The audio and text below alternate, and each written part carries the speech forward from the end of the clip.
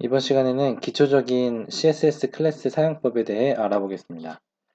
부트스트랩이 그 프레임워크이기도 하지만 CSS 클래스들을 미리 정의를 해서 모아놓은 일종의 라이브러리이기도 합니다.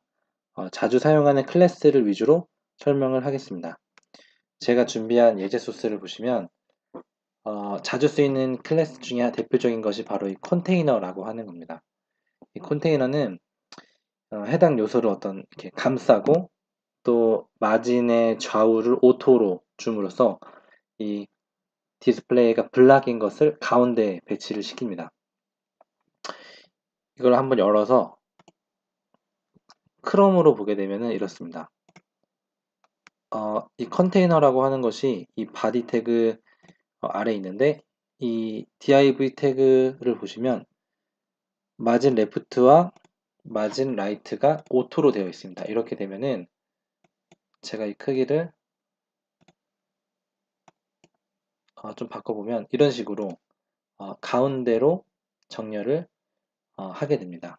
컨테이너가 이 CSS를 기본적으로 아시는 조건 하에 제가 설명을 계속 드립니다. 그래서 화면이 계속 이렇게 축소가 되더라도 컨테이너는 가운데로 들어오죠. 이렇게 하기 위해서는 첫 번째로 이 감싸고 있는 요소가 위스 값이 정해져 있어야 되고 또 좌우의 마진이 오토로 되어 있으면 가능하겠죠. 그러면 가운데로 들어오게 됩니다.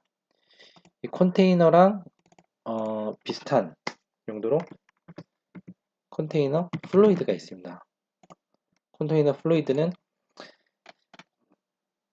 똑같이 마진이 좌우가 오토이긴 하지만 패딩이 레프트 라이트만 있고 위스 값이 정해져 있지 않은 그러한 클래스입니다. 보통은 컨테이너로 많이 사용을 합니다. 이렇게 하게 되면은 이 div라고 하는 요소가 기본적으로 디스플레이가 블락이고 위스 값이 정해져 있고 좌우가 오토 그리고 패딩 라이트 레프트가 15픽셀을 주는 그러한 이미 정의가 되어 있는 컨테이너라고 하는 클래스를 정의를 부트스트랩에서 해놓고 사용자는 클래스를 추가하는 것만으로도 이러한 요소들을 사용할 수가 있고 또 이 두 번째는 이 위스에 대한 정의인데 이 미디어 쿼리를 통해서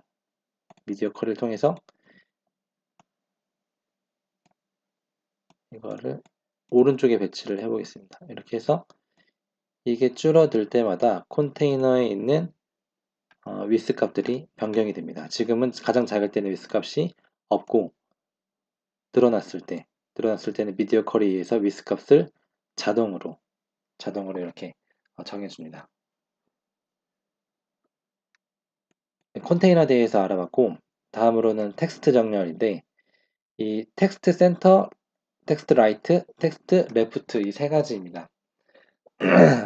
이 텍스트 센터는 그 CSS에서 텍스트 얼라인 속성을 말합니다.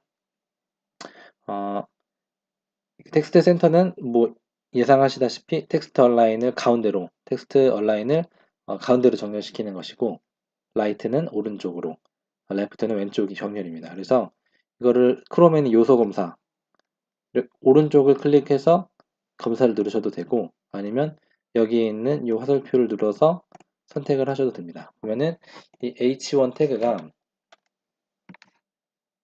이렇게 있는데 이 텍스트 센터라고 하는 클래스를 줌으로써 부트스트랩에 이미 정의가 되어 있는 클래스를 그냥 이렇게 쉽게 쓸 수가 있습니다. 다른 정의는 없고 그냥 텍스트 얼라인만 정의가 되어 있습니다. 이러면 굳이 왜 쓰냐라고 하실 수 있지만 굳이 어떤 요소에다가 스타일을 주거나 혹은 여기에다 클래스나 아이디 값을 정해서 구태여 이렇게 또 하기가 번거롭기 때문에 그 단순하게 이 정렬을 원할 때는 이런 식으로 사용합니다. 마찬가지로 텍스트 라이트가 있고 제가 텍스트 센터를 준 다음에 레프트를 준 이유는 일부러 그렇게 했습니다. 텍스트 레프트를 쓰나 안 쓰나 이 위에 요소가 없으면 무조건 왼쪽 정렬이 되기 때문에 센터를 주어서 가운데 정렬을 하고 텍스트 레프트를 줌으로써 이 요소는 부모의 값보다 더 우선순위를 받아서 왼쪽 정렬이 되는 것을 보여드리고 싶어서 그렇게 했습니다.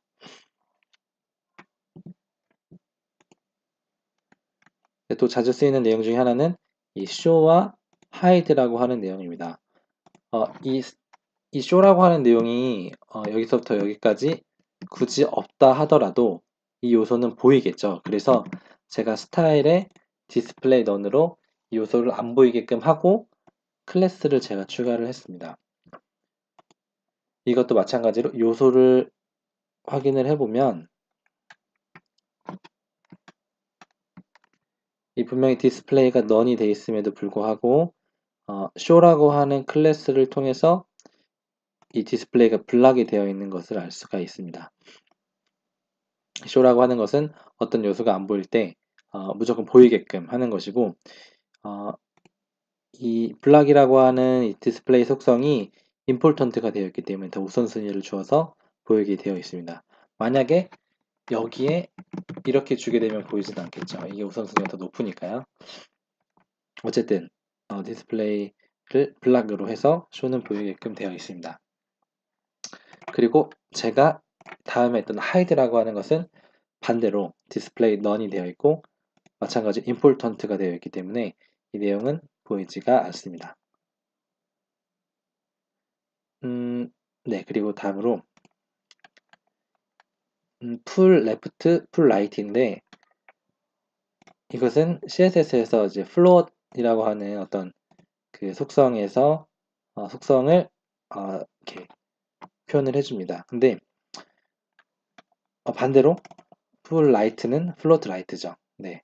근데 지금까지 우리가 살펴봤던 내용 중에 이 컨테이너를 제외하고는 되게 간단한 요소들입니다. 사실 이 텍스트 센터를 굳이 이렇게 하지 않고 이 스타일로 여기다가